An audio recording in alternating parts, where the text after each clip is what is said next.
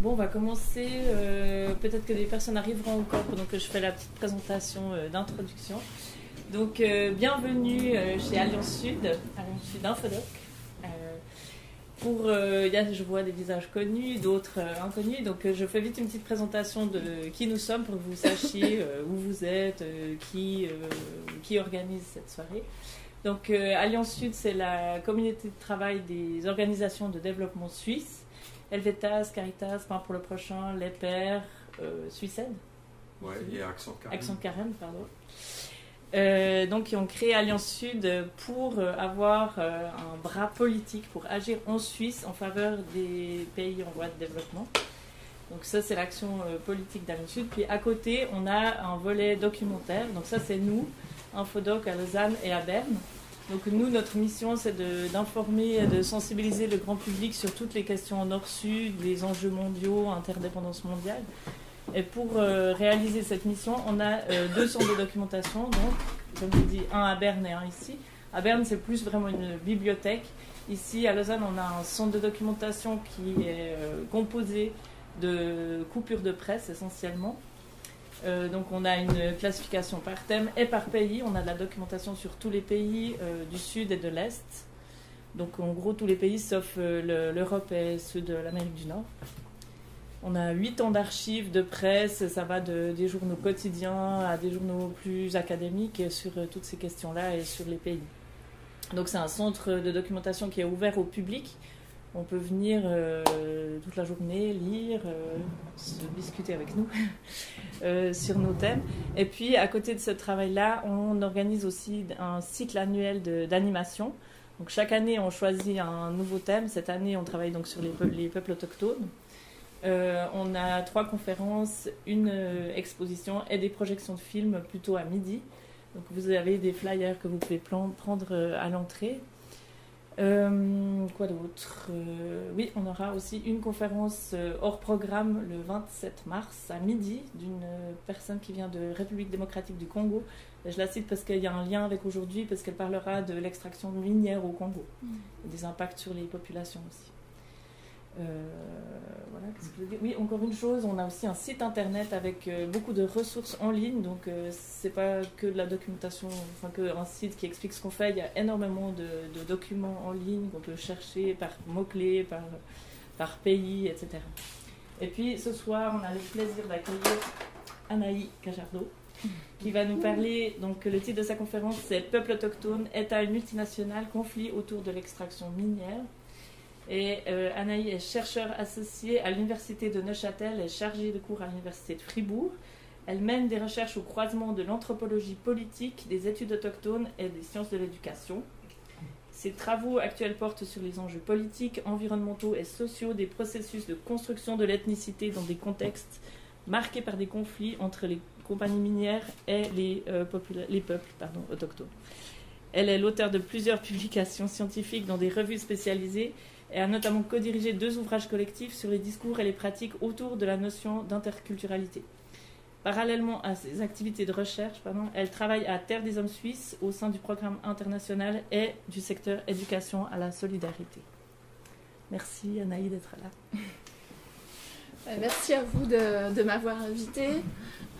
Puis je ne peux que recommander le travail d'Alliance Sud Infodoc. Vraiment, ils font un travail extraordinaire. Je le connais assez bien, puisque il y a quelques années, je travaillais dans les mêmes bureaux à Éducation 21. On a eu l'occasion quelquefois de collaborer. Donc je peux vraiment que les conseiller par rapport à leur travail. Donc voilà, merci. Le titre, donc, on l'a déjà dit. C'est une thématique très large. Le titre est vraiment très large, donc c'est évidemment pas, j'ai pas la prétention de pouvoir faire une présentation exhaustive sur une thématique aussi large. Je vais donc, évidemment, il va y avoir des raccourcis, j'ai pas de prétention à l'exhaustivité. Hein. Je propose que je vais faire à peu près 60 minutes de présentation et après on aura comme ça un moment pour des questions, pour des réactions. J'ai l'impression que je vais dépasser le temps, donc si jamais vous me dites... Laisser un peu d'espace. Mais j'ai l'impression que j'ai le sentiment que je vais dépasser le temps. Avant de commencer, j'aimerais aussi préciser que je ne suis pas une spécialiste des questions liées à l'extraction minière, a priori. Je me suis plutôt spécialisée sur la question des peuples autochtones, et en particulier sur un processus de réémergence de l'autochtonie dans un pays, le Chili. Et c'est surtout sur cette base-là sur laquelle je parle. Toutes les questions techniques liées à l'extraction minière, je ne suis pas du tout une spécialiste de ces questions-là. Simplement par rapport à ça. Alors, l'idée, j'aimerais toucher ces 3 points, si on y arrive en termes de temps. Il s'agissait aussi, la demande d'Alliance Sud Infodoc, c'était un petit peu aussi de cadrer, si j'ai compris, ce cycle de conférences. Donc une des demandes, c'était aussi de mieux comprendre qu'est-ce qu'un autochtone, qu'est-ce qu'il y a derrière cette notion, quels sont les enjeux autour de ce terme. Donc ça sera dans un premier temps, je vais essayer de clarifier un petit peu, ou plutôt de montrer quels sont justement les enjeux autour de ce terme. Dans un deuxième temps, effectivement, je vais un petit peu thématiser cette question des acteurs antagoniques entre ces 3 acteurs que sont les compagnies minières, État et peuples autochtones. Et dans un troisième temps, je vais me baser sur un cas que je connais bien, qui est celui effectivement des Diaguita du Chili. La photo justement que j'ai mis là a été prise sur le terrain par moi. Et donc là, on voit effectivement le drapeau, le symbole d'une des communautés autochtones. Et à côté, vous voyez effectivement une banderole opposée à un projet minier extrêmement important dont je vais parler aujourd'hui, qui est le projet Pascualama au nord du Chili. Voilà. Alors, qu'est-ce qu'un autochtone, hein? À cette question en apparence simple, en fait, il est très difficile de donner une réponse succincte et simple. Il y a une variété de termes qui sont utilisés pour nommer cette catégorie de la population mondiale. Et cette catégorie de termes, elle soulève et révèle un ensemble d'enjeux importants et qui sont essentiellement de nature politique. Aussi, il me paraît donc, comme je disais, important de commencer par clarifier cette question: qui sont les peuples autochtones? Qu'entend-on par ce terme? Quels sont les enjeux donc autour de ce terme? Et en tant qu'anthropologue, puisque c'est vraiment ma discipline de référence, la thématique autochtone représente a priori un sujet d'étude classique, hein, qui est intimement lié à l'histoire de cette discipline. Mais elle n'en reste néanmoins pas moins complexe, hein, à traiter. Peut-être d'autant plus complexe parce qu'elle est intimement liée à l'histoire de cette discipline et que les rapports de cette discipline avec cette thématique n'ont pas toujours été si évidents comme peut le suggérer un peu cette photo. Donc ce que l'on désigne aujourd'hui en français sous le terme générique de peuple autochtone, en anglais on utilise plutôt indigenous peoples, et en espagnol pueblos indígenas, qui sont un peu les 3 langues aux Nations Unies sur lesquelles on travaille sur cette question principalement. Ce sont donc, ça correspond en grande partie à des sociétés qui ont été étudiées de manière privilégiée par l'anthropologie, par cette discipline, depuis sa fondation, hein, au cœur de l'Europe coloniale au XIXe siècle, jusqu'aux années 1960 environ. Ces sociétés, alors, étaient le plus souvent considérées comme primitives ou archaïques, hein, selon cette terminologie-là, selon ce schéma évolutionniste et très ethnocentriste, hein, qui était le schéma dominant de l'époque et qui classait et hiérarchisait les sociétés humaines des plus sauvages aux plus civilisées ou des plus primitives aux plus développées, hein, confortant donc en cela les nations européennes dans leur expansion coloniale et les sociétés productrices de ces théories dans leur croyance en la supériorité naturelle des Européens, évidemment, à ce moment-là.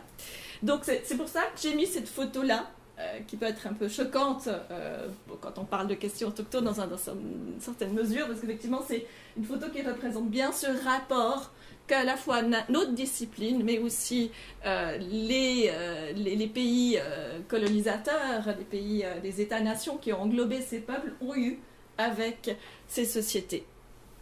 Donc à travers les représentations que l'anthropologie a contribué à construire sur ces peuples, c'est une part importante aussi de l'histoire, donc une histoire qui est de nature coloniale, voire néocoloniale aujourd'hui, et du rapport entre peuples autochtones et État qu'il est possible donc de tracer. Dans les années 1950-1970, l'anthropologie pensait que ces sociétés qu'elle appelait dites archaïques étaient menacées de disparition. Et après avoir été non volontairement intégrés à des ensembles étatiques qui, entre-temps, sont devenus des États indépendants, au XIXe siècle, ces populations ont été confrontées au colonialisme interne des États et aux effets de la globalisation qui, à ce moment-là, on pensait allait en finir avec les particularités culturelles et ethniques. On pensait que la globalisation allait finalement mettre à plat toutes les spécificités ethniques et culturelles. Donc, après avoir été soumises, déplacées, marginalisées ou exterminées au nom de l'évangélisation, de la civilisation, ces populations ont finalement été invitées à s'intégrer, je mets des guillemets, au nom donc de l'unité nationale, du développement économique, du progrès et de ce qu'on pensait être l'inéluctable modernité, ça plutôt au XXe siècle. Cependant, quelques décennies plus tard, donc à partir des années 1970-1980 à aujourd'hui, au tournant donc du XXIe siècle, loin d'avoir disparu, les autochtones constituent aujourd'hui des acteurs politiques et sociaux dont l'importance ne cesse de croître, ne cesse de grandir sur le plan international. Au point qu'il y a de nombreux observateurs et analystes de ces processus qui parlent de conquête à l'envers ou de reconquête du pouvoir par les autochtones.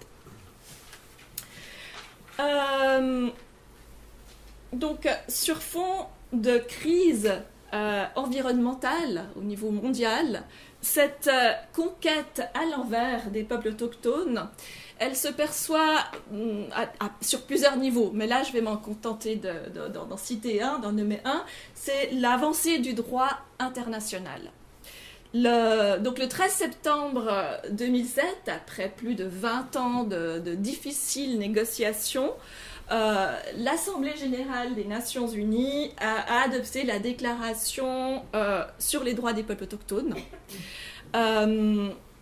Et cette déclaration ne définit pas ce qu'est un peuple autochtone, mais elle stipule notamment, mais c'est un point fondamental, elle stipule que ces peuples ont notamment le droit à l'autodétermination.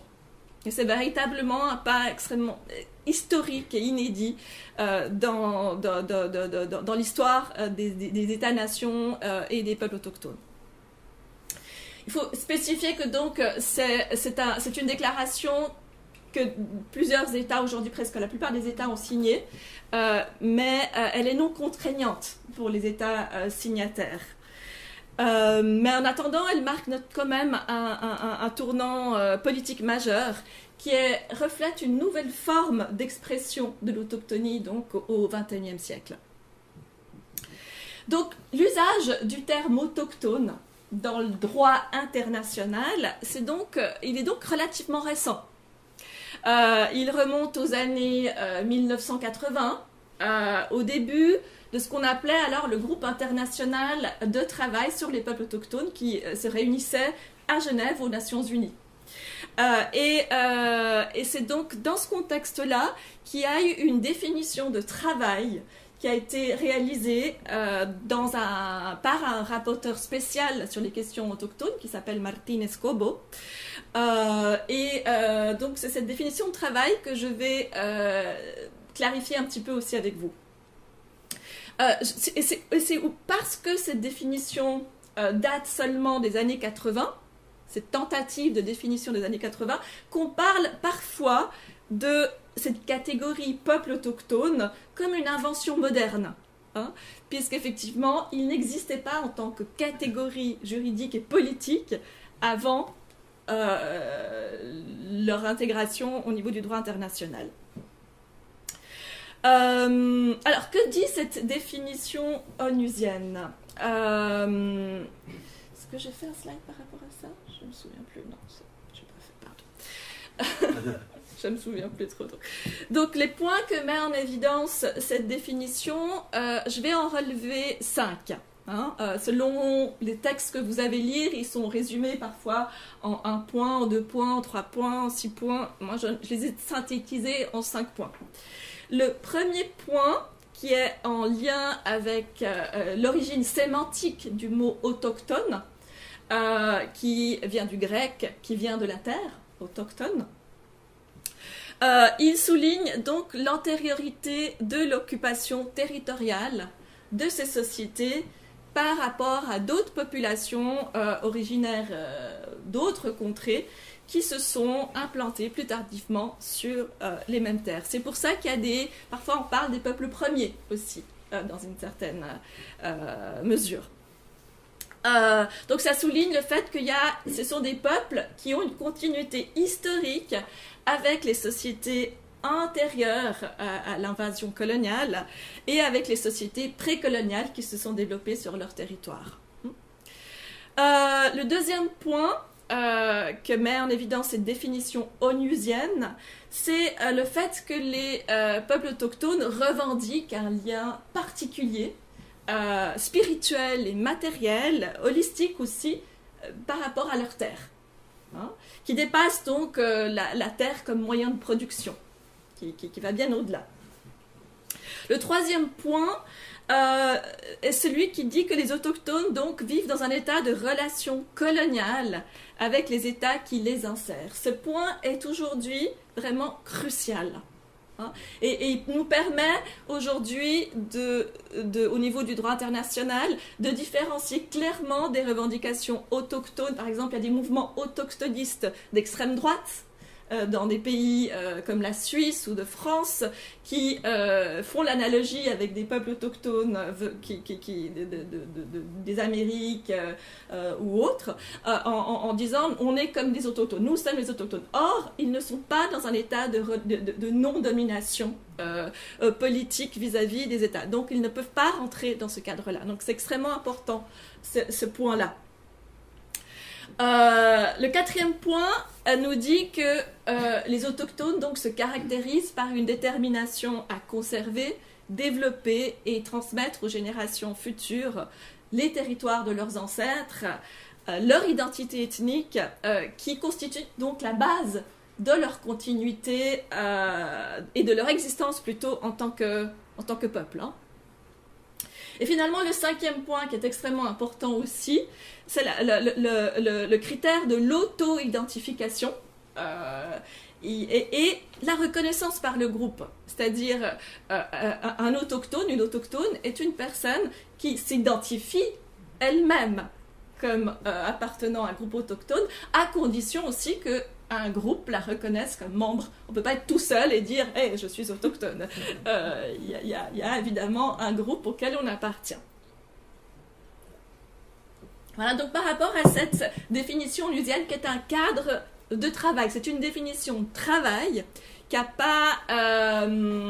qui n'indique pas aux États comment faire le travail de recensement à l'intérieur des pays, et dont la portée et la reconnaissance se limitent donc aux organisations internationales. C'est aussi une définition qui tente d'englober sous un même chapeau des sociétés extrêmement diverses qui se répartissent dans les 5 continents. Je crois que vous aviez sorti des statistiques là-dessus, je ne sais plus combien de langues sont parlées. Enfin voilà, on est dans l'année des langues autochtones, donc j'aurais peut-être dû retenir ça, mais voilà. Donc elle a des limites et elle a des forces. Aussi, autre point important par rapport à ces populations autochtones, par rapport à qui sont-ils, c'est qu'a priori, au niveau statistique, ils constituent généralement les secteurs socialement, économiquement et politiquement les plus défavorisés, les plus vulnérables des pays où ils vivent. Bien qu'effectivement, il y ait des communautés autochtones dans certains pays, selon le contexte politique, où aujourd'hui il y a une vraie amélioration de la situation. Donc c'est des généralités, il faut après, à chaque fois, préciser. Pour récapituler cette question autour de la définition, la question donc des termes qu'on utilise pour nommer ces peuples, elle n'est pas anodine, elle est vraiment importante. En premier lieu, donc, parce que les différents termes qu'on utilise, qui sont utilisés pour désigner les autochtones, s'inscrivent donc dans des contextes nationaux, qui sont spécifiques, qui sont singuliers, dans des contextes historiques, des contextes politiques, qui sont chaque fois différents, et ces représentations, elles sont souvent chargées et nous révèlent la manière dont on a perçu et dont on perçoit encore ces peuples-là. Et généralement, les autochtones ont eu à souffrir de définitions imposées de l'extérieur. Il y a beaucoup de peuples autochtones qui ont été... Aujourd'hui même encore, par exemple, un cas archi connu est celui des Inuits, que pendant des siècles on a nommé les Esquimaux, les mangeurs de viande crue, qui était un terme péjoratif, alors que les Inuits signifient les êtres humains en langue inuit. Donc voilà, c'est souvent les termes non seulement été imposés de l'extérieur, mais souvent péjoratifs. Et pour illustrer aussi ce point, je citerai rapidement donc le cas des Amériques. Vous connaissez tous, où suite à une erreur un peu malheureuse de Christophe Colomb, qui en 1492 croyait débarquer aux Indes, on a nommé toutes ces populations extrêmement diverses des Amériques, du Nord, central et du Sud, comme étant des Indiens. Alors qu'effectivement ce terme ne peut pas effectivement traduire toute la diversité des langues et des populations qui vivaient dans ce continent. Donc un petit peu à l'instar des peuples autochtones, de la terminologie peuple autochtone, c'est un peu la même idée. Sous ce chapeau, on ne peut pas voir toute la diversité des situations, des cultures. Donc il y a eu tentative de faire une définition globale par les Nations Unies, mais il faut être attentif au fait que sous cette définition globale, il y a à chaque fois des situations spécifiques et qu'il faut contextualiser. Deuxième point important, pourquoi cette question terminologique, pour récapituler, est importante? Parce que les termes utilisés, ça reflète en fait des enjeux politiques spécifiques, notamment surtout des enjeux de pouvoir, qui traverse historiquement cette question.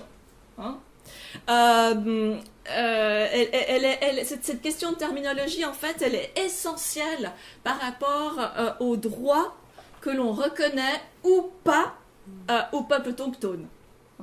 En fait, définir les autochtones en tant que peuple, population ou minorité, qui sont des termes qui sont souvent utilisés, minorité autochtone, population autochtone ou peuple autochtone, qui reviennent souvent au terme de communauté aussi, est loin d'être une question banale et sans conséquence au niveau des droits que l'on octroie ou pas à ces peuples. C'est une question aussi très délicate sur le plan politique, car elle a des implications directes sur la reconnaissance ou non du droit à l'autodétermination que je vous mentionnais tout à l'heure. Justement, ce droit à l'autodétermination, il est au cœur en fait des revendications de la plupart des groupes autochtones dans le monde aujourd'hui. Vraiment, il réunit la plupart des revendications des autochtones. Peut-être que vous connaissez peut-être ce droit, mais il s'agit d'un principe qui donc stipule que chaque peuple a le droit de déterminer librement son statut politique, son développement économique, social et culturel, et donc y compris le droit de disposer librement de ses richesses et de contrôler ses ressources naturelles. C'est aussi un droit, le droit à l'autodétermination, qui est un droit collectif qui ne peut être mis en œuvre qu'au niveau d'un peuple, justement. Et c'est justement ce point qui fait débat par rapport à la reconnaissance de ce droit aux autochtones, puisqu'effectivement c'est un droit qui est donné au peuple, et donc c'est là où on voit les limites du droit international, dans la mesure où les craintes des États par rapport à cette question sont évidemment en lien avec l'enjeu de l'intégrité territoriale, du contrôle des ressources naturelles, et donc évidemment ça fait peur. Donc la plupart même si au niveau de la déclaration sur les droits des peuples autochtones, on reconnaît et on utilise la terminologie de peuple, et comme c'est non contraignant, et comme en plus j'ai perdu le fil de ma pensée, mais quoi qu'il en soit, il y a d'autres textes qui existent où le terme de peuple est utilisé. Par exemple, il y a le texte, la Convention 169, qui est aussi un instrument juridique extrêmement important au niveau du droit international, qui est d'ailleurs le principal instrument contraignant pour les États signataires, contrairement à la Déclaration universelle des droits des peuples autochtones. Et dans cette convention, il est clairement stipulé que l'usage du terme de peuple ne peut en aucun cas favoriser, donner le droit à l'autodétermination des peuples qu'il revendiqueraient en tant que tel. Donc on voit que c'est clairement, il y a des limites qui sont spécifiées par rapport à ça. Et donc vous commencez à comprendre pourquoi peut-être c'est si délicat cette question terminologique, quels sont les enjeux qui commencent à se dessiner en termes de contrôle des ressources naturelles et des richesses.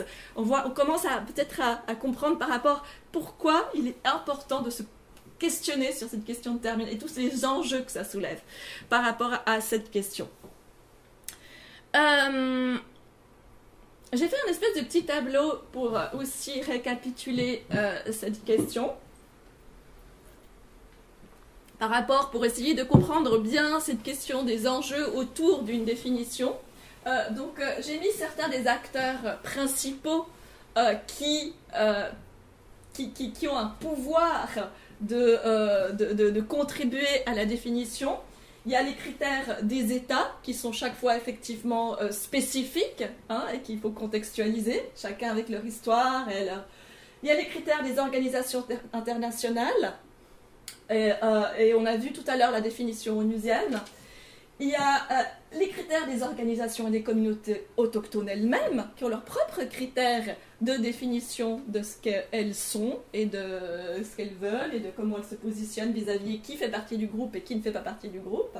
Et il y a d'autres acteurs d'influence qui sont rarement nommés, les ONG aussi, qui travaillent sur ces questions, et les entreprises privées, puisqu'effectivement, il y a cette question du contrôle des ressources naturelles qui est extrêmement importante et qui, on va le voir dans l'exemple que je vais montrer en fin de conférence, influence effectivement la façon dont on définit l'autochtonie. Est-ce que vous avez des questions par rapport à cette première partie sur les définitions, ou est-ce que vous pouvez me dire si je parle trop vite, trop rapidement, trop lentement, ça va?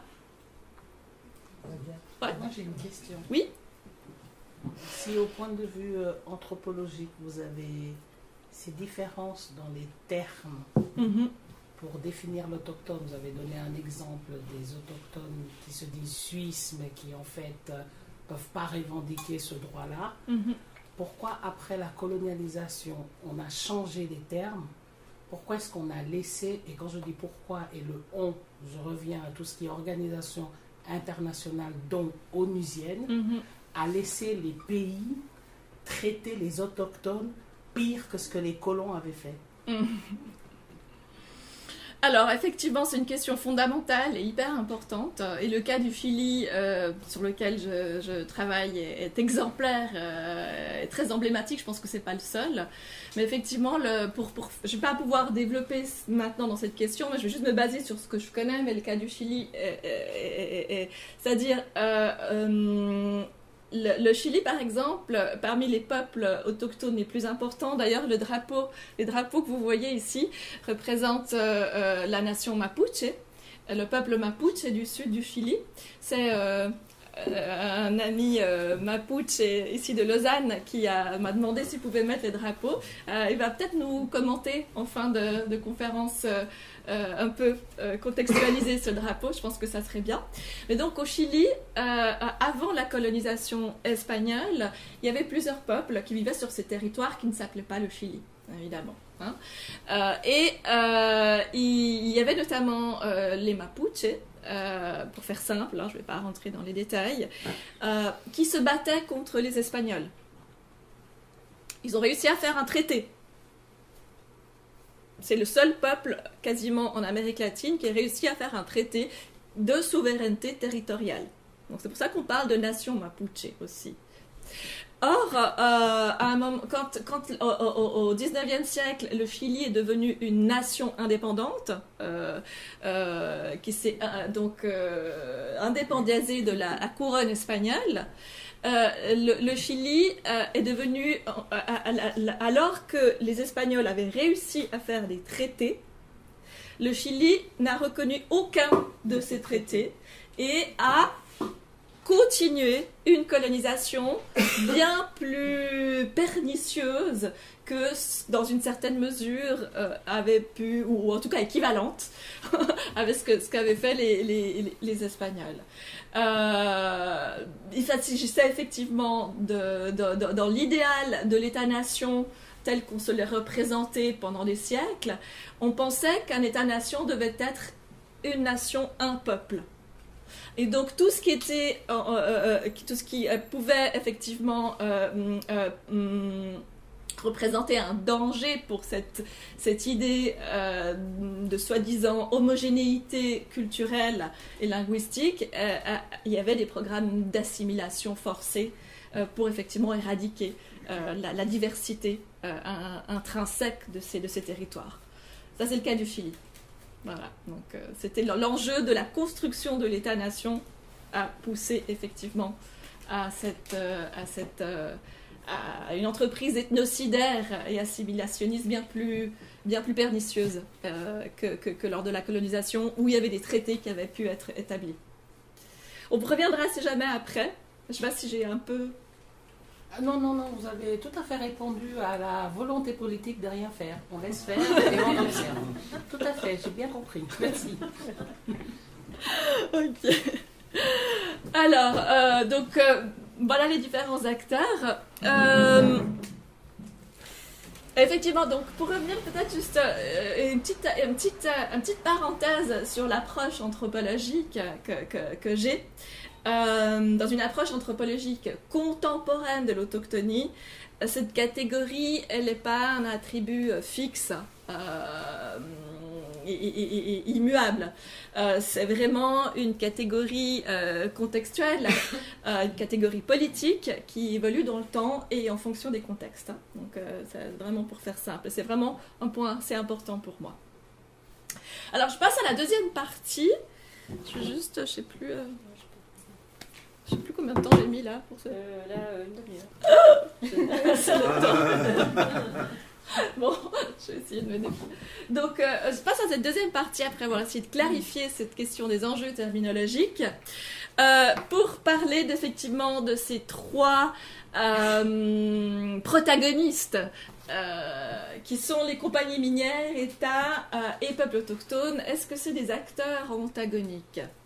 En fait, la question des conflits sociaux et environnementaux qui sont générés par l'industrie minière et celle des rapports entre les populations locales, les États et les compagnies extractives, ce n'est pas des questions nouvelles, de loin pas, même si aujourd'hui elles sont assez médiatisées. En fait, l'exploitation des ressources naturelles à des fins de rendement et de domination politique, elle est à l'origine en fait de la colonisation, de l'entreprise de colonisation européenne au XVIe siècle. Déjà à partir du XVIe siècle. Mais cette question, elle a pris une tournure inédite cette dernière décennie. Tant par l'augmentation et l'intensification des conflits sociaux et environnementaux qui sont liés à l'implantation de compagnies minières, que par rapport à la dépendance que nous avons aux matières premières et ses effets donc sur la crise environnementale, qu'en raison aussi des énormes enjeux économiques qui sont liés au secteur minier, qui constitue, vous le savez sans doute, l'un des lobbies les plus puissants face aux États et aux agences internationales. Mais le rôle des États et la responsabilité de ces derniers dans la gestation, la gestion et la perpétuation de ces conflits reste néanmoins fondamental. Puisque au-delà des éventuels traités internationaux, ce sont quand même des États souverains qui permettent et autorisent les entreprises à s'implanter dans leur territoire, à exploiter des gisements et à travers leurs politiques et législations existantes ou inexistantes à effectivement commettre un certain nombre de dégâts qui sont aujourd'hui relativement bien documentés. Donc cette question... En fait, c'est une question aujourd'hui qui a pris une dimension globale, pourrais-je dire, puisqu'elle questionne notre dépendance aux matières premières. À travers la façon dont les autochtones, les peuples autochtones, en tout cas la façon dont ils revendiquent une autre façon d'entrer en relation avec les ressources, et le territoire et la terre, il questionne donc notre dépendance aux matières premières. Ça questionne aussi les inégalités nord-sud. Ça questionne au fond notre modèle de développement économique qui est donc fondé sur l'extraction de ces ressources naturelles et sur l'exploitation des ressources naturelles. Et donc ce point, il est fondamental pour comprendre en quoi justement l'extraction minière porte préjudice à ces peuples. Comme je disais tout à l'heure, la plupart de ces peuples revendiquent une vision holistique au monde, où la terre est donc investie d'une dimension spirituelle qui dépasse cette conception matérielle de la terre en tant que moyen de production et bien privé. Donc là, c'est pour ça que j'ai mis cette image du film Avatar que vous avez sans doute tous vu et qui a popularisé cette problématique, donc en la transposant dans un scénario de science-fiction. On est sur la planète Pandora, si ma mère et les autochtones de cette planète s'appellent les Na'vi. À l'instar donc de ce scénario de science-fiction, les conflits bien terriens qui mettent en scène des sujets autochtones, des communautés autochtones, des compagnies minières et des États, ce sont des conflits qui mobilisent des acteurs au pouvoir totalement inégaux et largement asymétriques. Et aussi des acteurs qui se confrontent parfois moins par rapport au contrôle des ressources en jeu que sur des conceptions différentes du développement et de l'exploitation de l'environnement par les humains. Donc, c'est finalement, on a l'impression de deux conceptions différentes.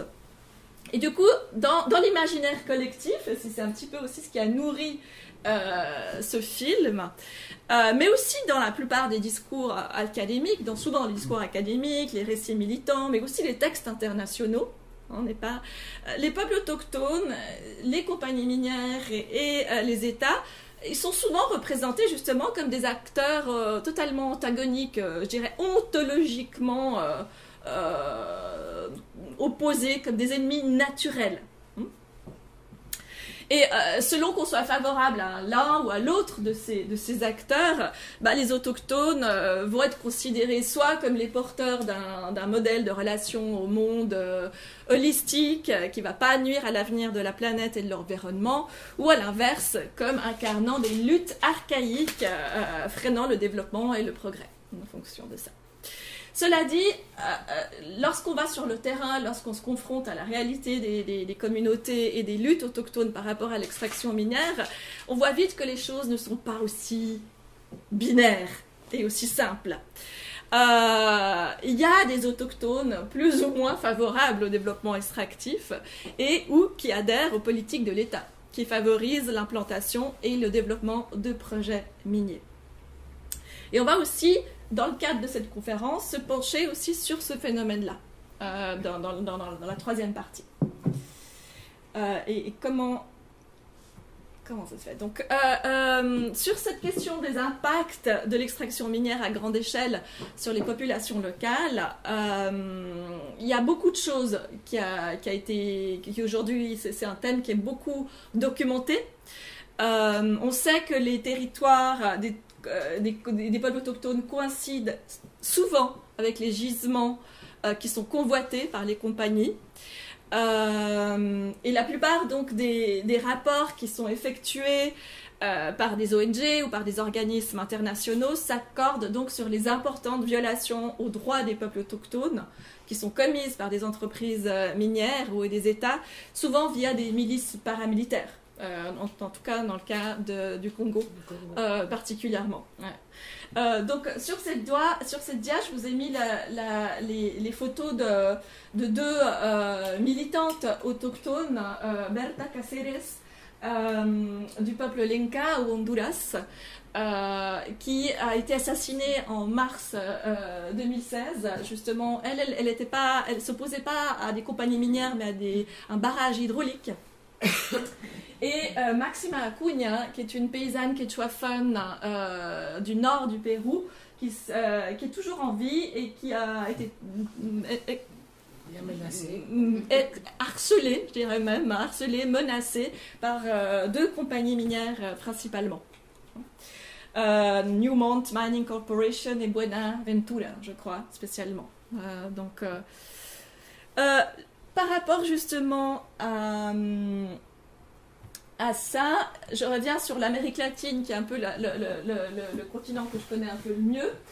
Il y a en Amérique latine une ONG qui s'appelle OCMAL, qui est l'Observatorio de los Conflictos Mineros en América Latina, l'Observatoire des conflits miniers en Amérique latine, et qui essaye de documenter tous les conflits en Amérique latine, par des cartographies notamment. Et donc là, vous voyez effectivement un petit peu à quel point ça concerne tout le sud des Amériques. Et on peut voir le nombre de conflits, le nombre de projets, la criminalisation, les processus de consultation des peuples autochtones.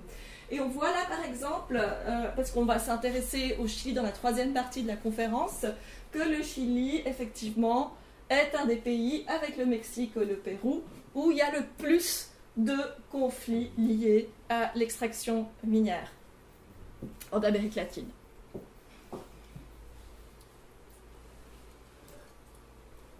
Ça avait dit Chili, Colombie et Pérou. Non, Mexique, Pérou et Chili.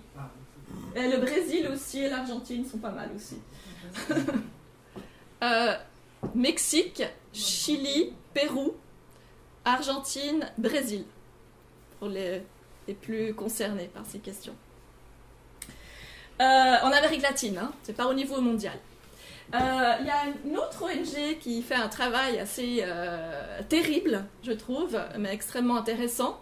C'est l'ONG Global Witness, qui a décidé de comptabiliser tous les assassinats de militants ou de défenseurs des droits environnementaux, humains, par rapport à des projets extractifs de tout ordre. Hein. Et là, effectivement, dans leur cartographie de 2015, ils montrent que 2015 a été l'année la plus meurtrière jamais enregistrée. Sur 185 assassinats, donc c'est plus d'assassinats que les journalistes de presse, souvent dont on parle. Et sur ces 185 assassinats, il y a 67 qui appartiennent à un peuple autochtone. Donc là, c'est l'autre graphique qui montre effectivement que la proportion d'autochtones. Donc là, elle n'est pas majoritaire, mais elle est presque 40% des assassinats en lien avec des conflits miniers sont des membres de peuples autochtones. Et quand ils ne le sont pas, ce sont souvent des activistes d'ONG ou autres qui travaillent pour la défense des peuples autochtones. Quand ils mettent non indigène ou indigène, est-ce qu'on doit considérer autochtone sous le terme que vous venez d'expliquer? Je ne saurais pas répondre à cette question parce qu'ils ne le précisent pas. Voilà. D'accord. Donc, et chaque pays, comme je le disais, d'où la complexité de la question, chaque pays a ses propres critères. Donc, qu'est-ce qu'ils ont, eux? Je serais incapable de répondre à ça. Alors, là, on voit effectivement aussi par rapport au type d'activité par secteur, et on voit aussi qu'effectivement, c'est dans le secteur minier où il y a le plus, effectivement, de victimes et d'assassinats. Donc, pour vous montrer un petit peu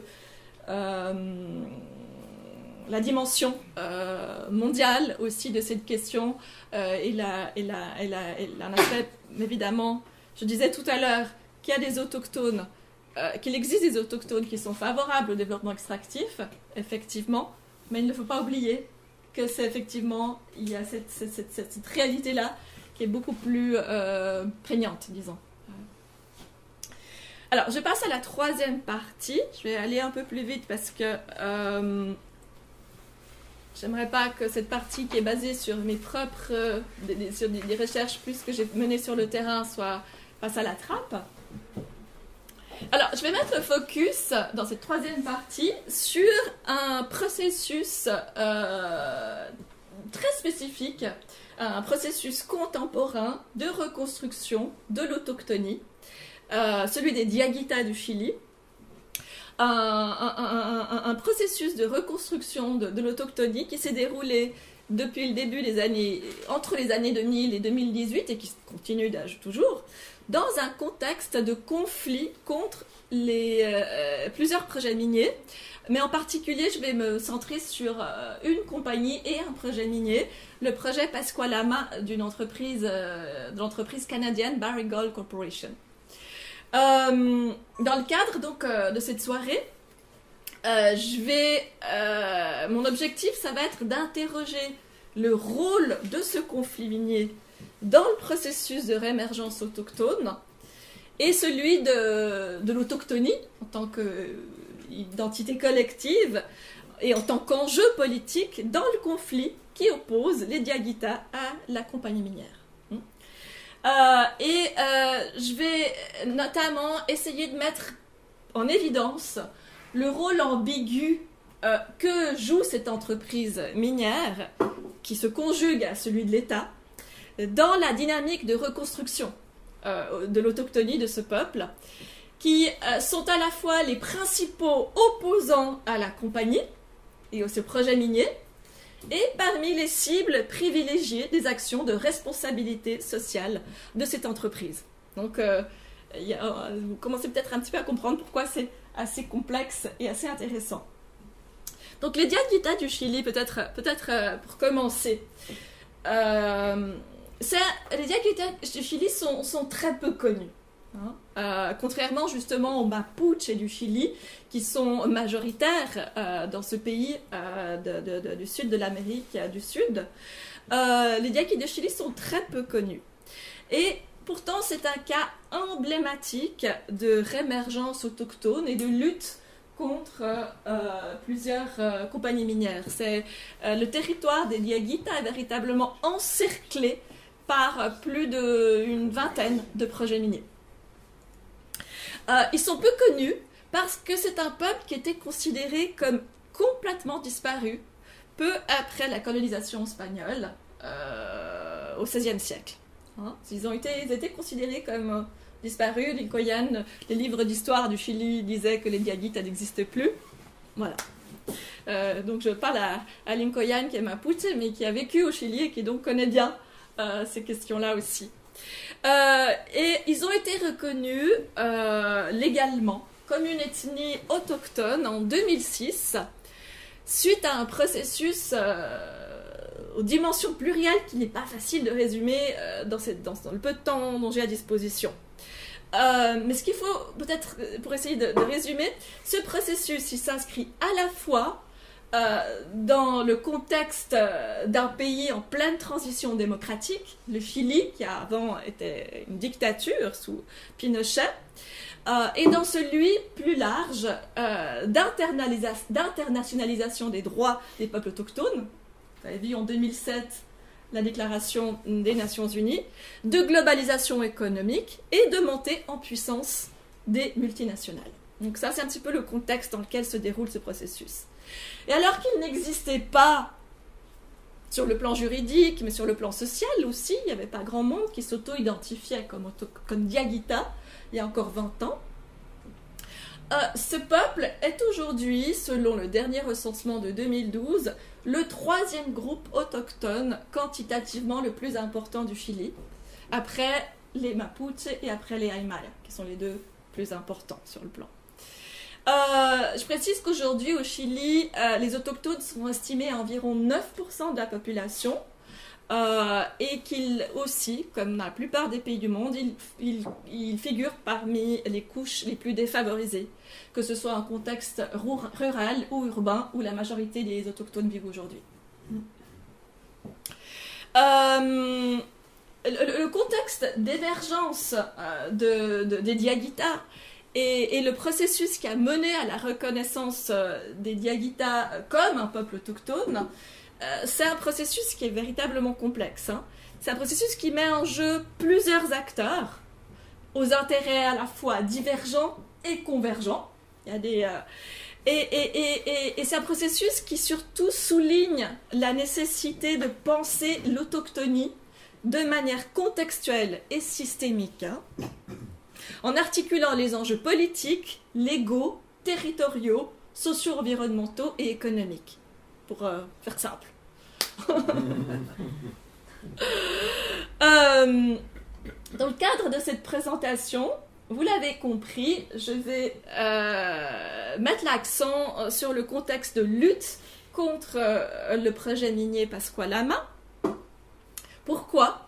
Parce que ce processus de réémergence de l'autochtonie, celui des Diaguitas, ce projet minier et le mouvement social contre ce projet se sont déroulés simultanément et dans une même territorialité à partir du début des années 2000. Donc, dans un même espace géographique et politique, la région du Huasco Alto et la province d'Atacama dans le nord du Chili. Je vais vous montrer une carte tout à l'heure. Donc, c'est un projet aussi qui a été particulièrement médiatisé au Canada, puisque est connu, on en a moins entendu parler ici en Europe et en Suisse, mais au Canada, c'est un projet, le projet Pascua-Lama, qui a fait énormément couler d'encre parce que le headquarter, le quartier général de la compagnie minière se trouve à Toronto.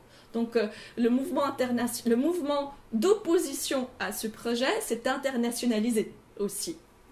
Il a dépassé la région du Chili. Pascua-Lama a été considéré comme l'un des plus grands gisements d'or et d'argent de la planète.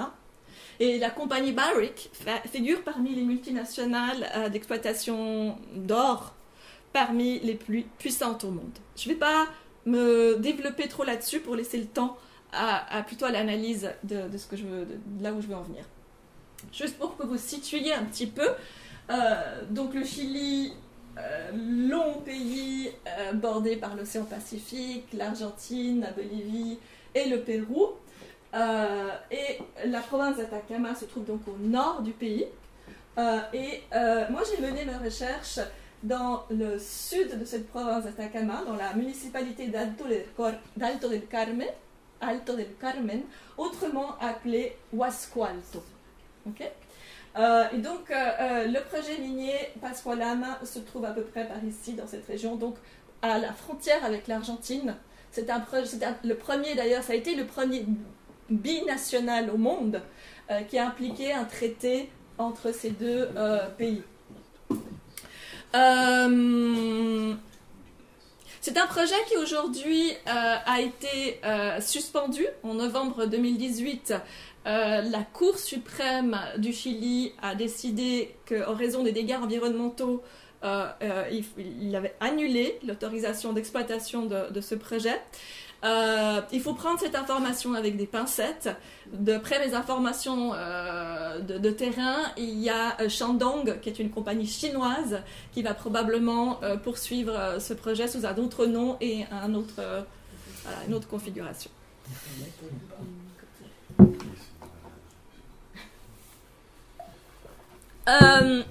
Donc, comme je disais tout à l'heure, ce projet a défrayé la chronique et a suscité donc un important mouvement social d'opposition en raison des caractéristiques singulières de l'emplacement du gisement, qui est situé à une altitude de 3800 à 5200 mètres, donc à quelques mètres en dessous de 3 glaciers. Qui sont donc indispensables au cycle hydrique de la vallée, de cette vallée agricole. C'est une vallée donc rurale et agricole qui est située donc à la frontière du désert d'Atacama, qui est réputé comme étant le plus aride du monde. Donc on voit bien déjà les enjeux liés à l'eau. Au niveau national, le contexte de réémergence des Diaguitas, c'est celui, je l'ai déjà dit un petit peu tout à l'heure, mais il me semble important de revenir là-dessus, ou de souligner là-dessus, c'est celui d'un pays qui, au cours des années 1990, passe d'une dictature, d'un régime dictatorial de type néolibéral, et ça c'est fondamental. Le Chili a été la première dictature néolibérale au monde et le premier pays où on a expérimenté l'économie néolibérale au monde. C'est véritablement le laboratoire du néolibéralisme. Où la question autochtone avait été évincée du programme politique, elle n'exista simplement pas, à un gouvernement de transition démocratique qui développe pour la première fois de son histoire un discours sur la multiculturalité du pays et met en place des mesures de reconnaissance et de soutien aux populations autochtones. Donc les Diaguitas réémergent comme peuple autochtone dans ce contexte-là. Et parmi les reconnaissances, les mesures légales de reconnaissance qui se font pendant ces années-là, il y a la loi autochtone, la loi 19253, connue comme Ley Indígena, loi autochtone, qui est promulguée et qui pour la première fois pose un cadre légal qui est censé assurer la protection et le développement de ce qu'on appelait au Chili les ethnies autochtones. Comme je vous ai dit, la terminologie compte, donc c'est pour ça que je vais selon la terminologie de l'État. Donc, cependant, parallèlement à ces mesures de reconnaissance de la multiculturalité, de l'État chilien, qui ne se voit plus comme une nation homogène, un seul peuple, une nation, un pays et une nation, voilà. Ce qui est une véritable révolution par ailleurs, dans la façon, dans la représentation de son propre territoire et de son propre État. Parallèlement à ces mesures de reconnaissance, le pays poursuit des politiques économiques néolibérales, même renforce ces dernières, donc en continuité avec celles qui caractérisaient le régime dictatorial précédent. Donc d'un côté, on met en place des mesures de reconnaissance vis-à-vis du peuple autochtone, et de l'autre, on met en place une politique économique extrêmement agressive qui favorise les investissements de compagnies privées minières dans les territoires occupés par les autochtones.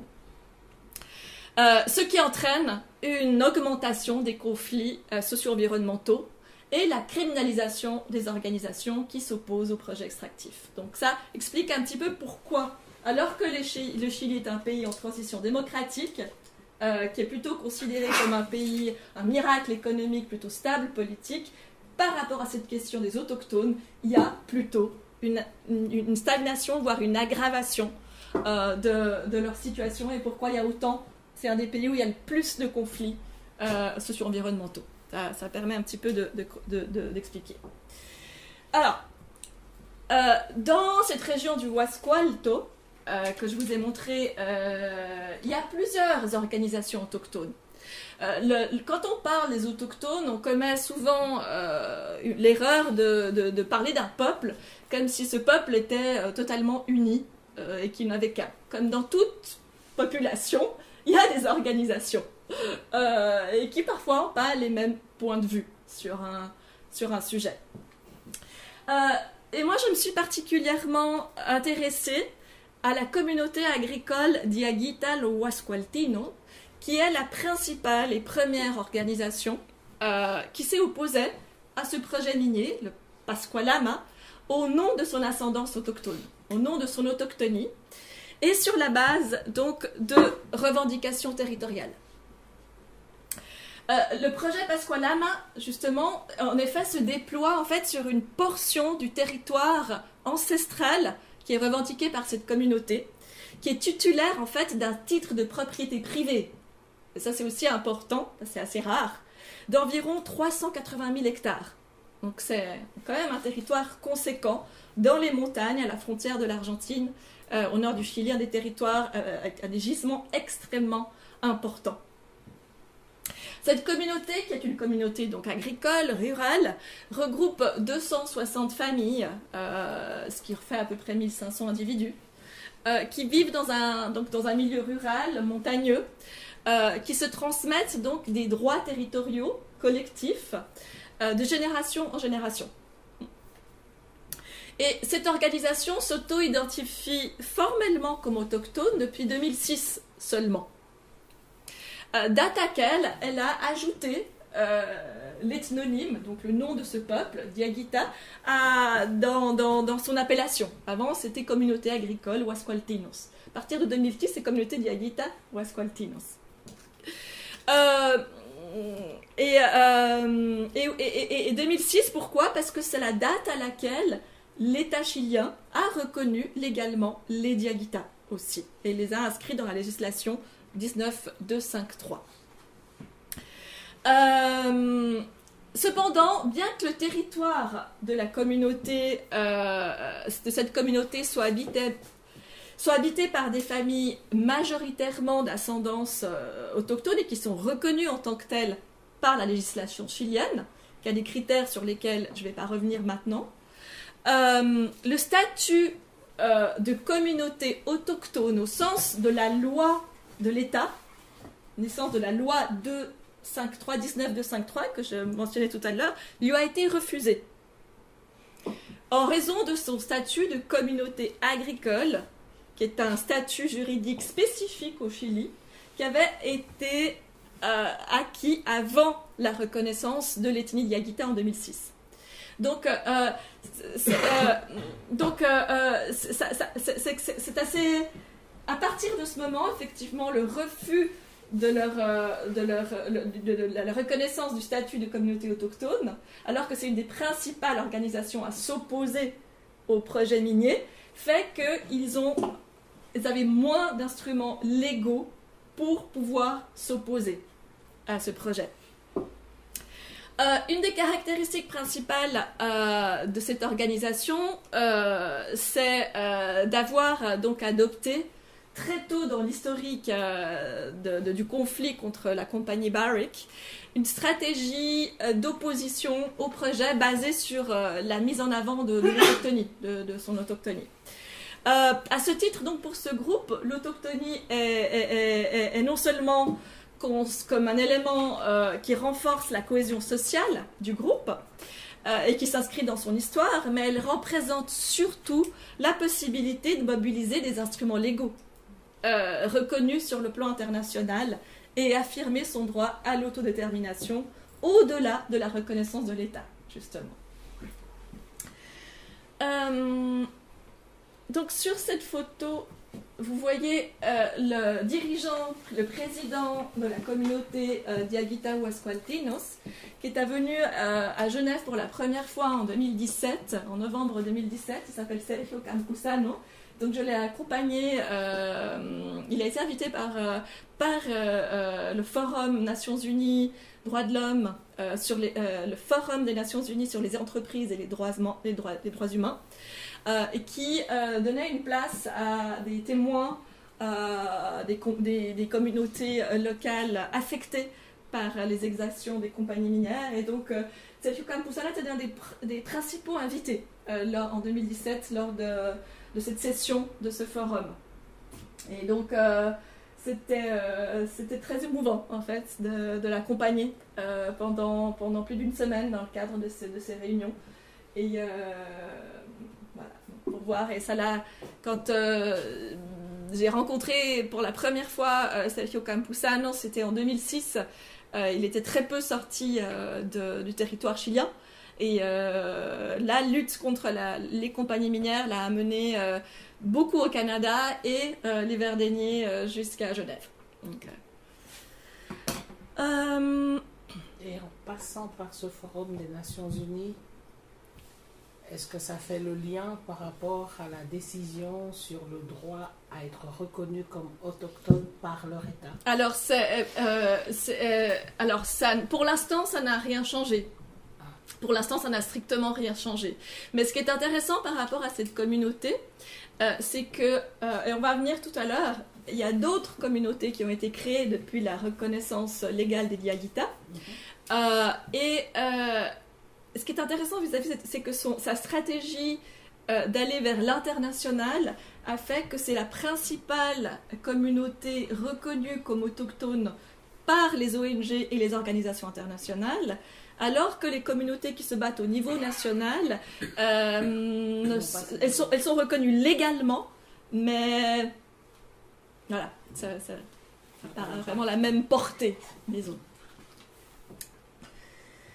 Alors voilà, j'arrive à ce... Non, j'ai oublié de dire quelque chose par rapport à ça avant de poursuivre.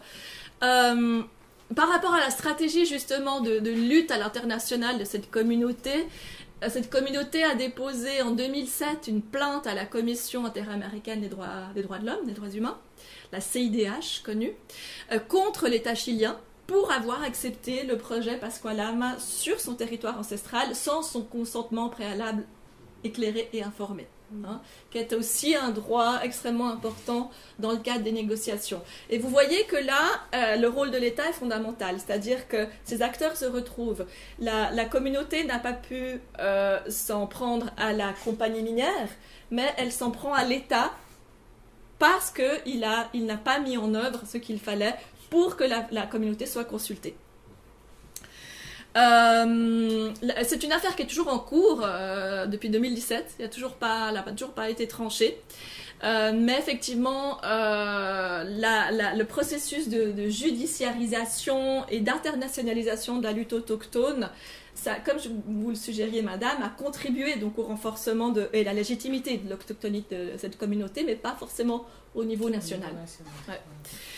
Cependant, donc, dans son combat contre le projet Pascualama, cette communauté se confronte à un autre adversaire, au-delà de la compagnie minière, qui est d'autant plus difficile à cerner qu'il porte les mêmes habits que celui de la communauté, c'est-à-dire celui de l'autochtonie. On va y arriver. En effet, donc, depuis la reconnaissance légale de l'ethnie en 2006, et en vertu de la loi 19.253 que j'ai nommée, d'autres organisations Diaguita ont commencé à se former dans la région du Huasco Alto. Des organisations qui entrent en concurrence entre elles et en tension avec la communauté agricole, avec lesquelles elles ne partagent pas les mêmes intérêts. Donc la reconnaissance légale des Diaguitas en 2006 a entraîné la création de nouvelles organisations et communautés autochtones qui ne favorisent pas ou qui affaiblissent la lutte contre les premiers gibiers par la division des communautés.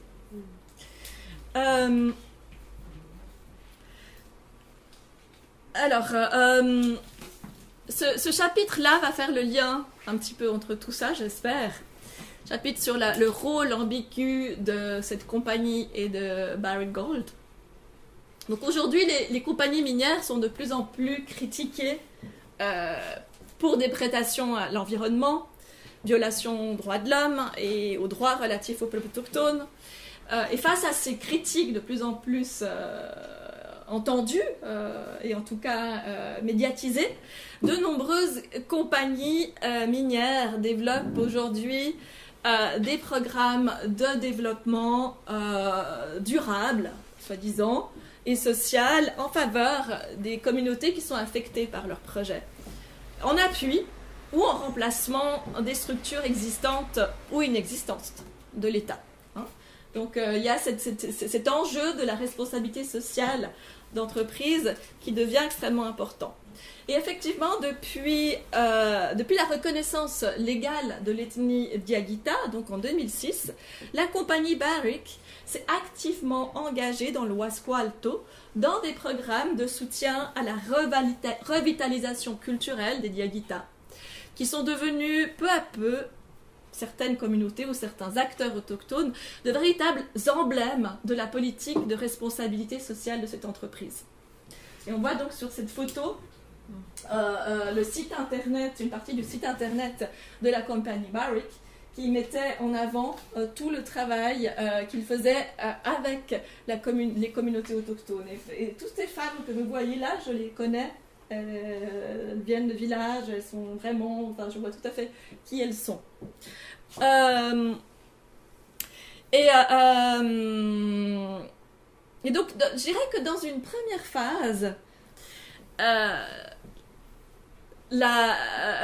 cette compagnie a entretenu et développé des relations privilégiées avec une organisation Diaguita en particulier, qui sont les centres culturels Diaguita. Pour les gens qui connaissent le Chili, ça doit peut-être leur parler par rapport à la question autochtone. Ces centres culturels étaient composés par des membres du Wasco Alto, de la région, qui avaient pour principal point commun de porter un nom de famille autochtone. Parce que dans la loi chilienne, c'est un des critères vraiment fondamentaux. Et ces centres culturels, ils ont reçu depuis leur création, donc au début des années 2000, le soutien dans l'État, dans le cadre de leur activité pour être reconnus légalement. Et suite à leur inscription dans la loi en 2006, ils ont été considérés comme les représentants légitimes de cette ethnie, pour reprendre des terminologies étatiques, par l'État, au détriment de la communauté agricole qui, comme je vous le disais, n'a pas été reconnue comme communauté autochtone. Et puis, précision importante, à la différence de la communauté agricole, les centres culturels ne formulaient pas de revendications territoriales, parce qu'ils n'avaient pas de territoire. Et globalement, donc, le discours de ce groupe était plutôt axé sur les conditions d'existence difficiles en termes économiques et fortement teinté par la nostalgie d'un passé idéalisé, où les traditions auraient encore été en vigueur. Donc c'était leur principale revendication, était d'ordre culturel et économique.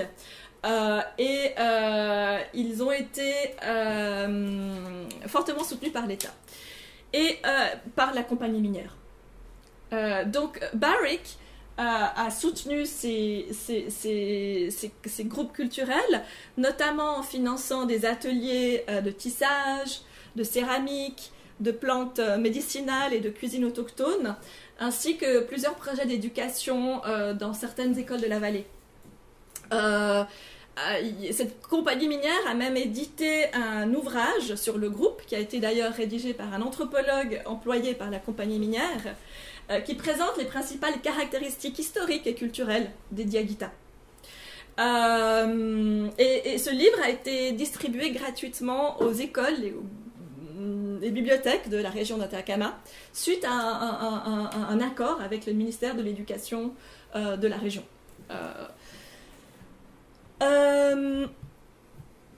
Et dans un certain sens, les actions de soutien de cette compagnie minière à la revitalisation culturelle des Diaguitas peuvent sembler assez intéressantes. On se dit, ah bah c'est chouette, une compagnie qui vient soutenir la culture des autochtones, qui les aide à travers des projets à se reconnecter avec leurs traditions. Cependant, il me paraît difficile de ne pas s'interroger sur la portée politique de tels programmes qui sont développés en partenariat avec l'État dans un contexte de conflit extrêmement fort contre cette compagnie et de tensions entre différentes organisations qui se réclament toutes d'une même appartenance autochtone. Hein. Et dans un pays où la question territoriale se situe au nœud principal des tensions entre autochtones, État et entreprises minières. Aussi, donc, au cours de l'année 2000-2010, la politique de l'État chilien à l'égard des autochtones s'est caractérisée par un soutien relativement clair aux groupes sans revendication territoriale et politique, à l'instar des centres culturels Diaguita qui ont reçu la reconnaissance et l'appui de l'État et de la compagnie minière. Donc à ce titre, le soutien actif de cette compagnie minière à ce type de programme apparaît sous un nouvel éclairage, hein. Celui de contribuer à la construction d'une autochtonie folklorisée, dépolitisée et désincarnée de son lien territorial, soit donc une identité aconflictuelle qui ne représente pas de menace potentielle au développement du projet minier. Donc je vais sauter cette partie parce que je veux laisser du temps pour la discussion. Je crois que on arrive doucement au temps. Donc il y a une phase 2 où on est plus dans la légitimation, le renforcement de cette politique. Mais je vais passer parce que j'aimerais qu'on ait un moment pour discuter. Juste quelques mots de conclusion. En fait, à l'instar d'autres pays, d'autres exemples en Amérique latine et dans le monde, l'analyse du processus de réémergence des Diaguitas du Chili dans le contexte du conflit contre le projet Pascualam, nous révèle, en fait, est révélatrice de la logique inhérente à un modèle économique, un modèle politique que beaucoup d'anthropologues ont appelé le modèle du multiculturalisme néolibéral, qui prévaut dans ce pays depuis la fin de la dictature, comme je l'expliquais tout à l'heure. Donc, multiculturalisme libéral, reconnaissance des peuples autochtones, reconnaissance de la diversité culturelle, tout en renforçant des politiques néolibérales derrière. Et donc, tout en mettant en œuvre des mesures de reconnaissance et de soutien aux autochtones, ce modèle, en fait, il en limite l'expression de l'autochtonie au cadre imposé par ces politiques néolibérales qui guident l'action de l'État, en fait. Et donc, dans ce contexte, l'enjeu et le rôle de l'État et des entreprises privées sont donc de contribuer simultanément et conjointement à la construction et à la légitimation d'une autochtonie qui non seulement n'entrave pas les projets miniers, hein, mais qui font aussi des sujets autochtones, des entrepreneurs actifs, je dirais, de leur propre culture, de leur propre identité, de leur propre territoire, qui sont désormais compris comme des capitaux, comme des ressources négociables dans le marché des identités. Et dans le cas du Huasco-Alto, les autochtones, dans ce cas précis, donc les centres culturels Diaguita, puis ces nouvelles communautés autochtones dans la phase 2 que je n'ai pas à développer, deviennent donc de véritables vitrines vivantes de ces politiques mises en place par l'État, mais avec souvent les compagnies minières qui les mettent en œuvre. Et de son côté, à travers ses actions de responsabilité sociale, l'entreprise minière voit son image et donc son champ d'action potentialisé. Et en contrepartie, les acteurs qui se réclament d'une appartenance autochtone et qui jouent le jeu de l'État et de ses compagnies sont récompensés à travers la légitimation de leur identité et l'obtention d'une série de bénéfices sociaux et ou économiques qui leur permettent donc de devenir des acteurs compétitifs sur cette scène des marchés des identités dont je parle. Donc voilà un petit peu la présentation. Sur cette dia de conclusion, vous voyez le charmant visage d'une femme quechua du nord du Chili, qui est utilisée par la compagnie Tech dans sa campagne de publicité au Chili actuellement, pour effectivement montrer que les compagnies minières travaillent main dans la main, en collaboration, en partenariat avec les communautés. Et donc pour s'inscrire effectivement dans ce programme qu'on appelle le multiculturalisme néolibéral. Comment, disons, ça se traduit au niveau des images. Donc voilà un petit peu la... Merci de votre attention.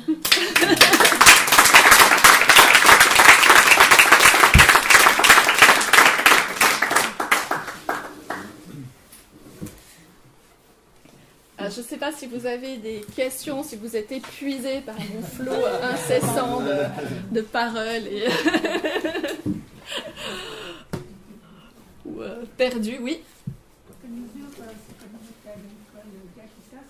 J'entends pas bien. Dans quelle mesure ces communautés agricoles Taguita sont-elles soit partie prenante, soit pas partie prenante, mais il y a un processus participatif qui leur permet d'être intégrés dans la préparation des projets des entreprises, Ouais. Le processus participatif. Tout à fait.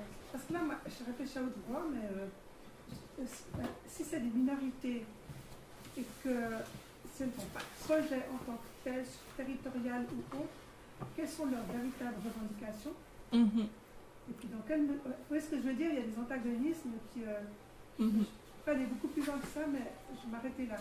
Donc, il me semble qu'il faut y avoir du processus participatif, il y a un droit de propriété, de droit privé, et donc, en tout cas, être partie prenante en termes d'actionnariat ou autre, de manière à retirer Alors, il y a des communautés... des produits directs. Totalement. Donc, moi, il y a des produits dérivés qui sont proposés par les entreprises minières elles-mêmes.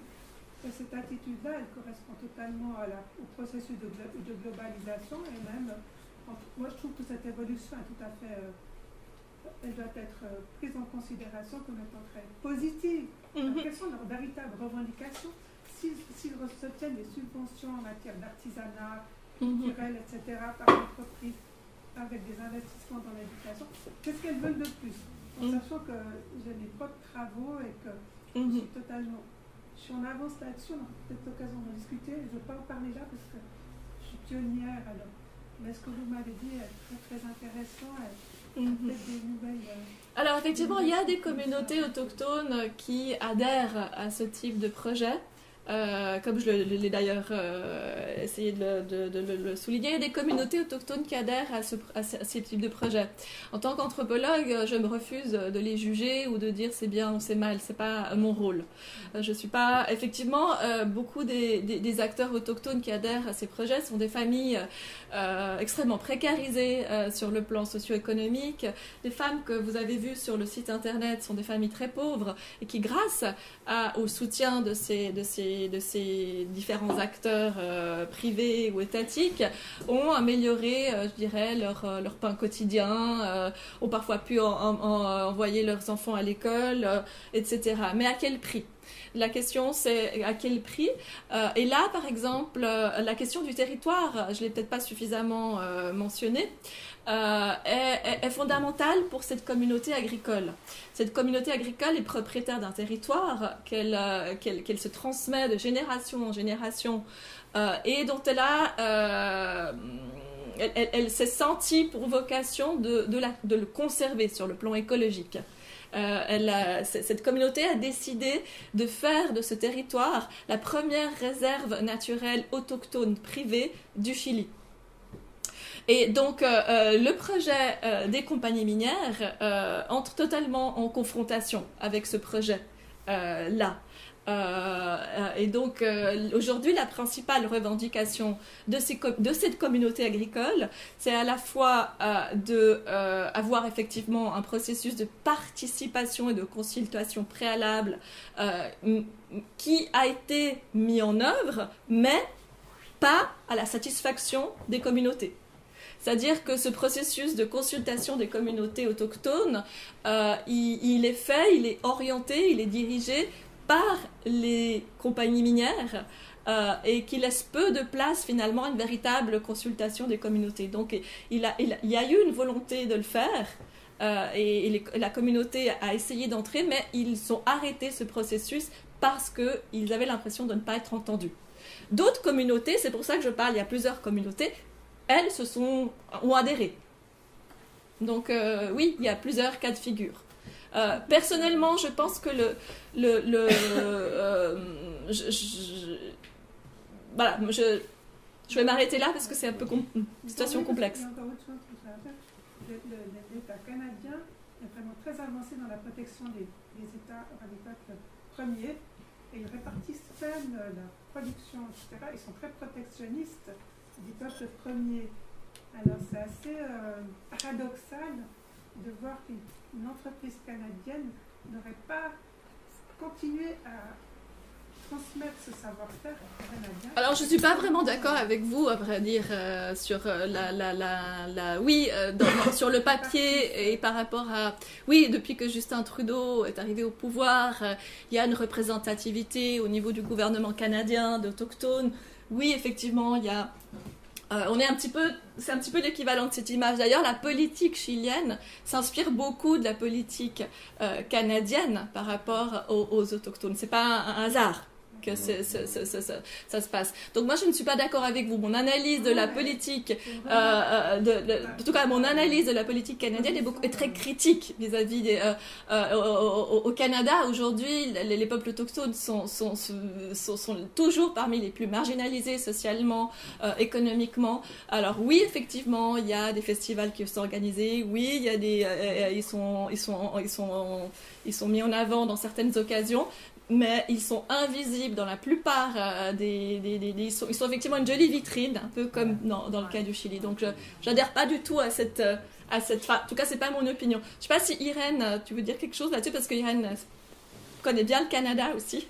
Peut-être rajouter juste un détail, c'est que ça dépend aussi beaucoup des situations.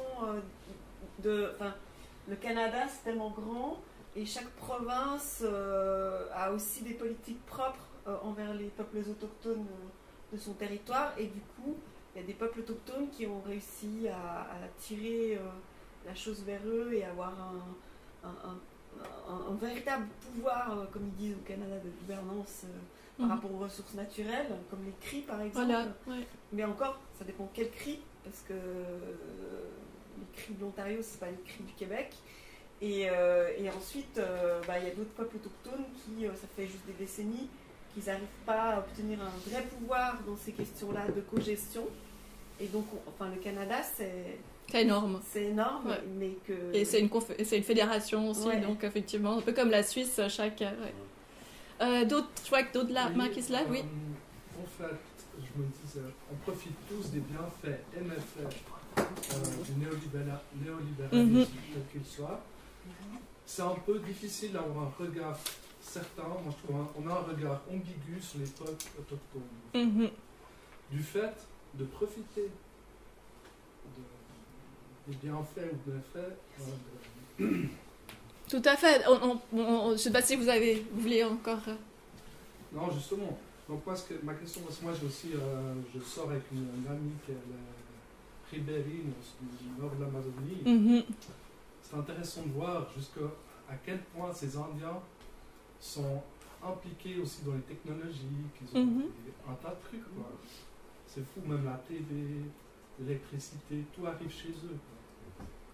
Alors, la critique du néolibéralisme n'implique pas de penser que les peuples autochtones doivent vivre sans télé et sans... Voilà. Sergio Campuzano, qui est le leader de cette communauté, a un téléphone portable, sa bielle occidentale, et c'est pas du tout...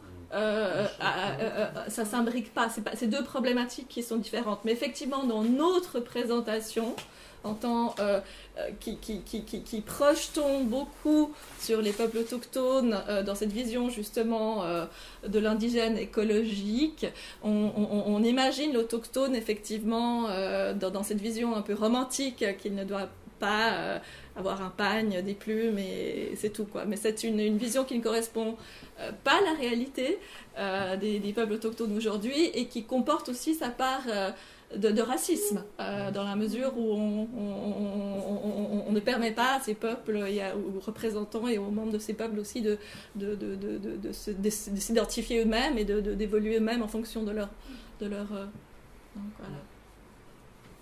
Oui. Il y a un argument que les peuples premiers, donc les autochtones, avancent et ils commencent à être écoutés et entendus, c'est pour eux, les montagnes, les rivières, les forêts sont des personnes. Tandis que pour les capitalistes, c'est des dollars en puissance. Donc, du temps du Far West, les Américains n'ont rien voulu savoir. Ils ont persécuté les Indiens dans leurs plaines et leurs montagnes. Et maintenant, ils sont dans des réserves, tandis que spécialement au Canada, ils sont écoutés, mais ils doivent prendre des avocats très, très combatifs. Oui, effectivement, beaucoup des peuples autochtones revendiquent une vision animiste. Mais beaucoup aussi sont aujourd'hui d'autres... c'est une autre philosophie. Oui, mais il ne faut pas les généraliser non plus. Mais tout à fait, oui, à l'origine, effectivement. Oui. Ouais, moi j'ai une question d'abord sur qu'est-ce que ça a engendré au sein du peuple autochtone Diaguita. Ça n'a pas engendré des tensions, justement, le fait qu'il y ait des groupes qui soient, entre guillemets, utilisés. Ça, c'est une première question. Puis l'autre question, c'est, tu disais que c'est le glacier qui est à la frontière argentine. Il me semble avoir lu aussi que du côté argentin, bon, ça a des conséquences vu que c'est un glacier, j'imagine, et que l'eau coule de l'autre côté également. Donc, quel a été, est-ce qu'il y a eu, puis en plus de ça, est-ce qu'il y a les Diaguitas de l'autre côté, enfin, est-ce qu'il y a une espèce de combat international qui s'est mis en place, en quelque sorte? Alors, oui, clairement, ça crée énormément de tensions et une division, même au sein des familles. C'est-à-dire, on peut avoir une famille où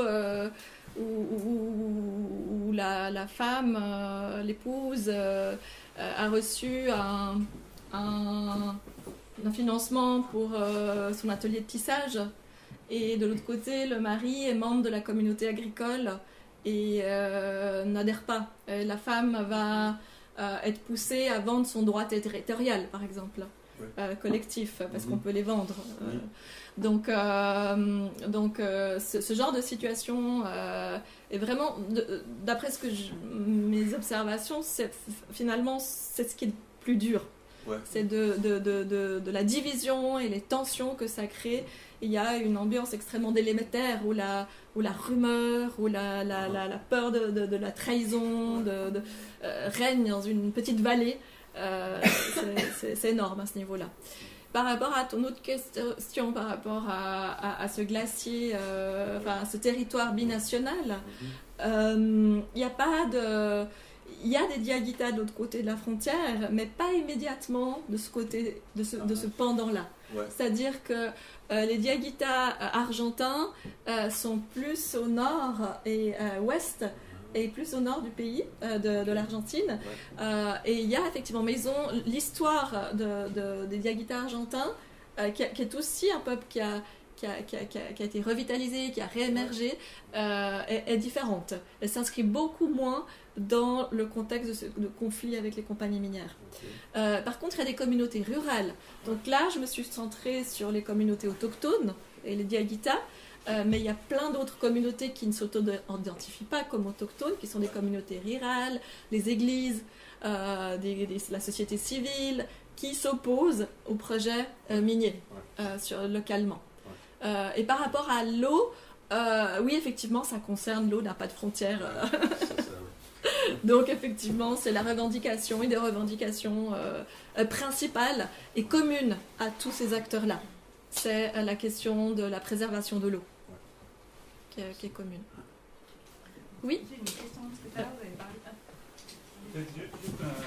Merci, c'était très intéressant. J'ai juste un petit commentaire par rapport au Canada, parce que finalement le Canada est vraiment aussi un acteur, et c'est le Canada est vraiment le paradis fiscal pour les compagnies minières. Il y a énormément de compagnies minières qui ont leur siège social au Canada pour cette raison-là, et l'ancien gouvernement il a essayé il y a tout pour pousser en fait les activités ou faciliter les activités des minières qui ont donc leur siège au Canada. Par exemple, aussi en instrumentalisant les ONG pour dire bon, vous voulez de l'argent de l'État pour faire un projet de coopération en développement. Bon, peut-être vous pourrez faire une école à côté de la mine. Donc c'est pas du tout un beau rôle que le Canada joue, mais même si certains, j'ai l'impression que certains ont peut-être une vision un peu idyllique au Canada, du Canada, et il y a beaucoup de conflits en fait entre autochtones et États et provinces, et c'est vrai que certaines nations autochtones ont pu conclure des bons accords, mais c'est toujours une question de pouvoir, et beaucoup de nations autochtones n'ont pas réussi. Il y a beaucoup de conflits autour des coupes forestières, des mines d'uranium, des barrages, des exploitations des sables bitumineux, exploitation des gaz de schiste. Donc c'est grand, il y a beaucoup de ressources et il y a beaucoup d'autochtones. Donc c'est un sujet très chaud à l'intérieur. C'est pour ça que je disais que je ne partage pas cette vision un peu idyllique, c'est critique. Et puis dans le cas de... Je n'ai pas parlé de la phase 2 tout à l'heure, je vais passer, mais l'objectif de cette phase 2 du processus, que ça c'est mon analyse, donc c'était effectivement d'arriver à des accords avec les nouvelles communautés autochtones qui ont été créées sur la base légale. La volonté, le désir de la compagnie minière était d'arriver à un accord qui permettait effectivement le versement de royalties aux communautés autochtones. Pas la communauté Diaguita ou Asqualtinas. Mais effectivement, ces communautés nouvellement créées, pour la plupart, s'en tiennent à des revendications très culturelles, de faire du tissage, etc. Elles n'ont pas de revendications qui questionnent le modèle, justement, économique qui va avec tous ces processus. Au-delà des clichés, des paradoxes, est-ce que malgré tout, on pourra quand même voir si les peuples autochtones, leur vision des choses est un peu utopiste, de dire qu'ils vont pouvoir continuer à vivre comme ça? C'est possible ou pas? J'ai pas compris la question. Au-delà des clichés et des paradoxes, je rebondis sur la réponse que vous m'avez donnée. Tout à fait. Est-ce qu'on peut dire que les peuples autochtones ont un avenir finalement? Alors, comme je le disais en début de conférence, ce sont des acteurs parmi les plus... aujourd'hui, et ce sont des acteurs extrêmement dynamiques sur la scène internationale. Donc oui, définitivement. Oui, peut-être on peut encore juste une question, puis après on passera à la paix. Mais les Diaguita, ils ont été en 2006. Les Diaguita n'existent depuis 2006. Totalement. Enfin, on est sur le plan légal et juridique, oui. Ouais. Et auparavant, il y avait déjà une communauté autochtone. Alors non, justement, c'est toute la complexité de la question. Ouais, c'est le gros problème, c'est qu'on va créer artificiellement une ethnie, et n'importe qui peut adhérer à l'ethnie en disant, bon, Disons que c'est une question fondamentale, effectivement, qui peut se poser par rapport à ce processus. On n'a pas eu le temps d'aborder, mais c'est une question fondamentale, effectivement.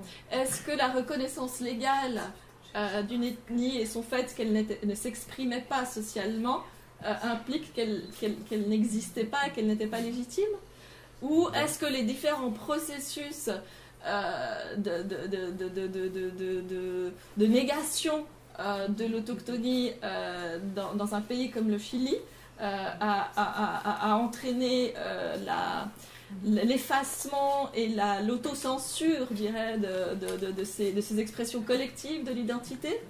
Il y a plusieurs hypothèses. On ne peut pas, en tout cas, en tant qu'anthropologue, par rapport à mon approche, la question de l'authenticité ou pas n'est pas une question scientifiquement valide.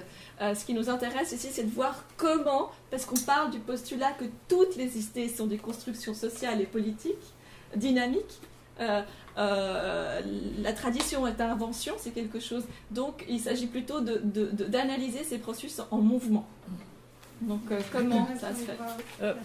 Pardon. Elle est toute récente et elle crée une protection particulière, alors que les autres peuples sont protégés par l'article 1, commun au pacte 1 et 2. Oui. Il ne fait pas la distinction autochtone et autres. C'est pour ça qu'il y a une identité qui est créée par la... Et je pense que c'est un peu là-dedans, mais c'est pour ça que c'est très confus. Et moi, j'en reste là.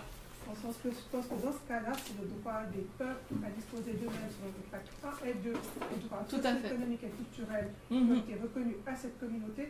Ils ne peuvent pas revendiquer, ces ont été créés seulement en 2006, la déclaration qui est une déclaration du droit à l'autodétermination. Ils n'ont pas été créés en 2006, madame, ils ont été reconnus légalement. Ce n'est pas la même chose. Le droit à l'autodétermination a été créé à la de la Carte, donc des tutelles qui a été supprimée en 1990. La déclaration, elle est de 2006. La déclaration de 2007, la déclaration, voilà. Mais qui n'a... Elle a mis du temps pour se mettre en place, mais c'est déjà un régime privilégié qui met en évidence des caractéristiques propres de certaines communautés. Et pour moi, de mon point de vue, là, il y a une confusion totale, parce que c'est le droit des peuples à disposer d'eux-mêmes en vertu des articles 1 et 2, article 1er commun au pacte 1 et 2, et non pas la déclaration qui s'applique. En tout cas, lorsqu'il n'y a pas de revendication territoriale. J'en reste là, mais pour vous dire, pour moi, les anthropologues, ils en font des vertes et des pas mûres.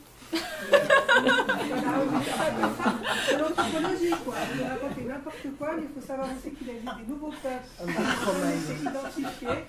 Et actuellement, on a vu donc des peuples qui sont sortis de certaines forêts, qui vivent totalement coupés du monde et qui sont dans des situations où ces populations ne sont pas encore confrontées à la civilisation et ils ne laissent pas les gens entrer. Donc il y a des véritables peuples autochtones qui n'ont jamais été civilisés et qui existent.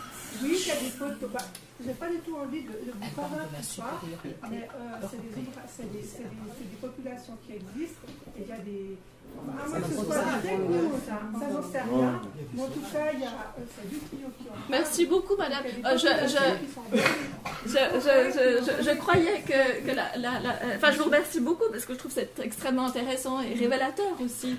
Il y a des populations qui n'ont jamais entré en contact avec la civilisation et qui actuellement sont protégées en laissant les arriver chez eux. Est-ce que c'est des fake news ou pas? J'en sais rien. Je crois que... Alors, peut-être qu'on va conclure là-dessus.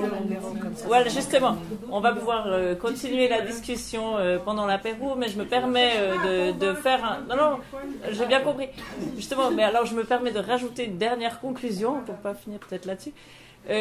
Donc, Anaï nous a parlé aussi des processus mis en place par les entreprises dans le cadre de la responsabilité sociale des entreprises, qui est parfois manipulée, parfois insuffisante, etc.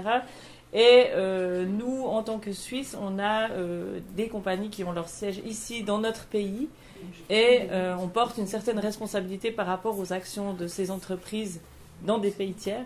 Et pour rappel, il y a une initiative qui est en cours maintenant, enfin qui va probablement passer à la votation populaire l'année prochaine, probablement. Donc qui prend position sur ce sujet et qui demande à la population de voter une nouvelle loi qui demande aux entreprises d'avoir des comportements responsables à l'étranger, ou en tout cas de s'assurer à l'avance que leurs actions n'auront pas de conséquences sociales et environnementales sur les populations. Si vous voulez en savoir plus là-dessus, il y a un petit flyer qui est sur la table, là j'en mets encore, donc n'hésitez pas. Puis moi j'aimerais, pour terminer, j'aimerais donner la parole à... Non ? Il ne veut plus. J'aimerais juste que tu nous expliques. Non, bon. Il s'agissait de nous expliquer le drapeau de la nation Mapuche qui est là. D'accord, pendant l'apéro. Je vous remercie beaucoup. Si vous pouvez juste, en vous levant, en tout cas les chaises pliantes.